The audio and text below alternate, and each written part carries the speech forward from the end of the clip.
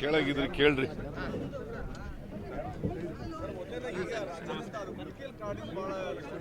APL card ರದ್ದು ಮಾಡಿದ್ರಿಂದ ಸರ್ಕಾರದ ಸೌಲಭ್ಯಗಳು ಸಿಗಲ್ಲ ಅನ್ನುವಂಥದ್ದು ಆತಂಕದಲ್ಲಿ ಎಪಿಎಲ್ ಕಾರ್ಡ್ ಯಾರು ನೀನಿದ್ಯಾ? ಹೌದು ಸರ್, ಎಪಿಎಲ್ ಕಾರ್ಡ್ ರದ್ದು ಮಾಡ್ಯಾರ ಸರ್. ನೀನು ಎಪಿಎಲ್ ಕಾರ್ಡ್ ರದ್ದು ಮಾಡಿಲ್ಲ. ಬಿಪಿಎಲ್ ರದ್ದು ಮಾಡಿ ಎಪಿಎಲ್ ಯಾರು ಅನರ್ಹರಿದ್ದಾರೆ ಅವ್ರಿಗೆ ಕೊಡಲ್ಲ ಅಂತ ಹೇಳಿದ್ದೀವಿ ಅಷ್ಟೇ. ಈಗ ನಿನಗೆ ಇನ್ಕಮ್ ಟ್ಯಾಕ್ಸ್ ಕಟ್ತಾ ಇದ್ರು ಕೊಡ್ಬೇಕಾ? ಅಲ್ಲ ಕೊಡ್ಬೇಕೇನ್ರಿ? ಸರ್ಕಾರಿ ನೌಕರರಾಗಿದ್ರು ಕೊಡ್ಬೇಕಾ? ಅಂತ್ಯವು ಮಾತ್ರ. ಅಂತ್ಯವನ್ನ ಎಪಿಎಲ್ ಕಾರ್ಡ್ ಬಿಪಿಎಲ್ ಕಾರ್ಡ್ನಿಂದ ಎಪಿಎಲ್ ಕಾರ್ಡ್ ಮಾಡೋದು. ಇನ್ನು ಡಿಸಿಷನ್ ತಗೊಂಡಿಲ್ಲ ನಾವು. ಆ ಥರ ಮಾಡ್ಬೋದು ಅಂತ ಅನ್ಕೊಂಡಿದ್ದೀನಿ ನಾನು. ಇನ್ನು ಫುಡ್ ಡಿಪಾರ್ಟ್ಮೆಂಟಿಂದ ಕ್ಯಾಬಿನೆಟ್ಗೆ ಬಂದಿಲ್ಲ, ನಂಬರ್ 1.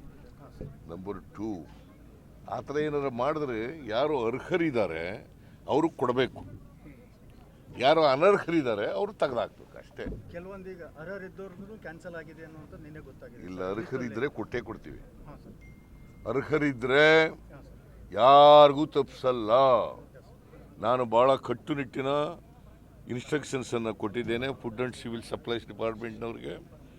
ಯಾರು ಅರ್ಹರಿದ್ದಾರೆ ಅವ್ರು ಯಾರು ಕೂಡ ಕೈ ಬಿಡಬಾರ್ದು. ಪುನಃ ರದ್ದು ಅಂತಿರಲ್ರಿ. ಏನ್ರಿ ನೀವು ಸರಿಯಾಗಿ ಮಾತಾಡೋದು ಕಲ್ತ್ಕೊಳ್ರಿ. ಅನರ್ಹ ಅರ್ಹ ಅದೇ ಸರ್, ಅನರ್ಹರನ್ನ ರದ್ದು ಮಾಡ್ತಿರಲ್ಲ, ರದ್ದು ಮಾಡಿದವರಿಗೆ ಗೃಹಲಕ್ಷ್ಮಿ ಯೋಜನೆ ಈ 2,000 ರೂಪಾಯಿ ಕಟ್ ಆಗುತ್ತಾ ಏನು ಸರ್? ನೋಡಪ್ಪ, ಯಾರು ಈಗ ಅದಕ್ಕೆ ಬೇರೆ ಇದಿದ್ದಾವೆ, ಮಾನದಂಡಗಳಿದ್ದಾವೆ. ಯಾರಿಗೆ? ಗೃಹಲಕ್ಷ್ಮಿಗೆ. ಯಾರು ಇನ್ಕಮ್ ಟ್ಯಾಕ್ಸ್ ಕಟ್ತಾರೆ ಅವ್ರು ಕಟ್ಟಕ್ಕೆ ಕೊಡಲ್ಲ ಅವ್ರಿಗೆ ಅಂತ ಹೇಳಿ. ಇದು ಬೇರೆ. ಬಿಪಿಎಲ್ ಕಾರ್ಡ್ಗಳು ಬೇರೆ. ಬಿಪಿಎಲ್ ಕಾರ್ಡ್ಗೂ ಅದಕ್ಕೂ ಹೋಲಿಕೆ ಮಾಡಕ್ಕೆ ಬರಲ್ಲ. ಗೊತ್ತಾಯ್ತಾ?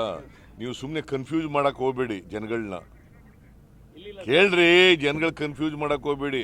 ಅರ್ಹರಿಗೆ ತಪ್ಪಿಸಲ್ಲ, ಅನರ್ಹರಿಗೆ ಕೊಡಲ್ಲ.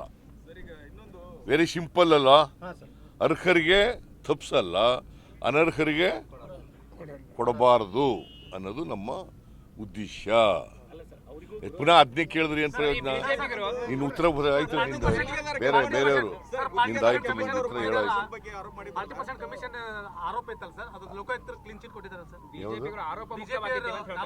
ನಾನು ನೋಡಿಲ್ಲಪ್ಪ.